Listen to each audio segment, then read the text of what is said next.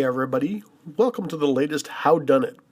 I know it's been a while since I've been doing these, but I thought you might be interested in the backstory of this image I've just completed and posted.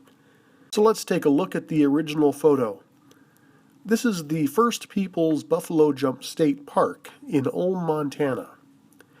Back in the pre-gun era of the American Northwest, say prior to about 1600 or so, this was the kind of place that the natives would come to get their food for the year. They would subtly herd a large number of bison up to the top of the hill, and then not so subtly cause a stampede, forcing the bison to run in a panic toward the edge of the cliff, causing many of them to fall over the cliff, break their bones, die, and be chopped up for their skins and meat.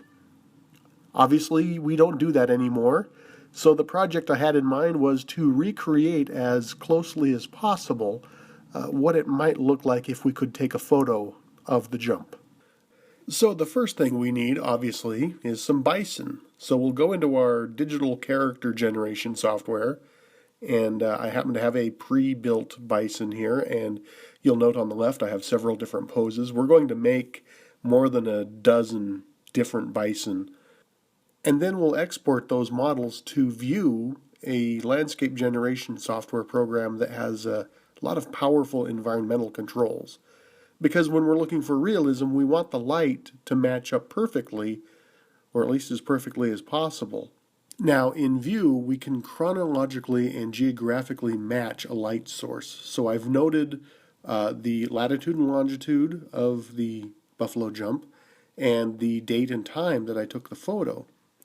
And I'm going to enter those values into view, and as long as I've got my virtual camera aimed properly, the resulting sunlight should shine on the bison from the same angle as the sunlight in the real photo is shining on the rocks. You'll note on the bottom of the preview window there the shadow moving around to the proper location as I update the information. So then we render the bison out as an image. And I'm actually speeding this up in the video because it takes about 15 minutes per bison to get a full render. And when we're finished, the bison looks pretty good, at least in terms of lighting, but he still kind of looks like a 3D bison model, doesn't he? So we're going to need to take him into yet another program to add some details that will make him look a little more real for us. And that program is Adobe After Effects. Surprisingly, not Adobe Photoshop yet. After Effects has some filters and things that I think will really help us out here. So first we're going to bring the bison photo in, and we're going to duplicate it, add some fuzz to him so that he doesn't look so smooth, but now he's all kind of one shade, so we want to split his head from the rest of his body because we're going to add that longer, curlier, darker hair to his head. So we start by darkening him up and then separating the darker head from the lighter, fuzzy body. Then we'll go into that isolated layer with the darkened head and add some hair, which looks a little silly at first because it's all one shade, but when we adjust it to match the colors underneath, it's looking a little bit more realistic, except maybe it's too straight now. So we're going to use displacement to curly it up. Now the only thing we've got left to do is to remove the hair from places where it shouldn't be, like the horns and the eyes and the nose. And we just do that by erasing selected parts of that layer. And boom, we've got a finished bison.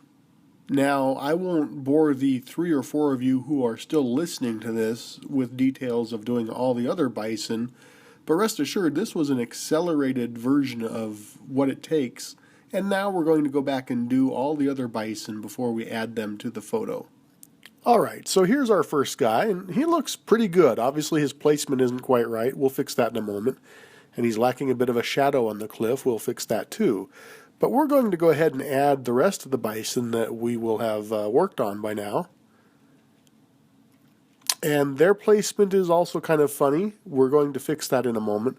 But right now I want to get them placed in relation to each other so I can get some depth by putting some farther back and some in front. You'll note that the light's all just about right there. So what we're going to do now is fix the cliff by isolating the cliff and sticking it in front of the bison. We had to take a bunch of weeds out because they didn't match color-wise, but we fixed that, put them back in, and there we are. We're actually almost there. Our next step now is to add dust, because these guys kicked up a lot of dust when they ran. And so analyzing the color of the cliff, I come up with some dust clouds that match.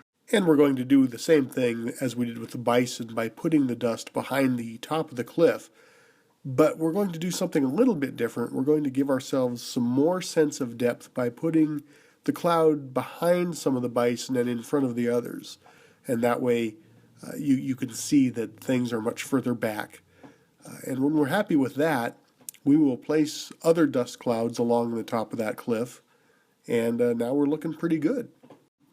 Now we'll go back and add that shadow on the first bison. He's the only one who's fully off the cliff so far, so he's the only one we need to worry about. And we'll just paint that in by darkening up specific parts of the layer of the cliff. We're just missing one more element of this image, and that's the runner. When the natives were doing the buffalo jump, a crucial part of their process was to have one of the younger, smaller men act as a decoy to start to get the buffalo to go toward the edge of the cliff.